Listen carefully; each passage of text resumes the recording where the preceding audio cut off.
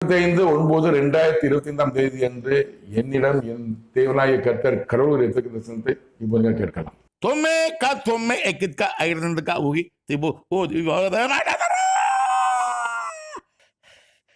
அவன் ஆயுளை அவன் அறியான்.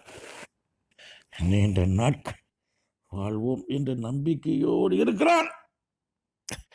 அவன் அறியான் அவன் ஆயுள் முடிவுக்கு வருகிறது.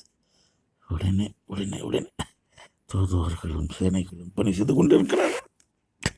விரைவில் விரைவில் விரைவில் அவனது மரண செய்தி உலக ஜனங்கள் கேட்பார்கள்.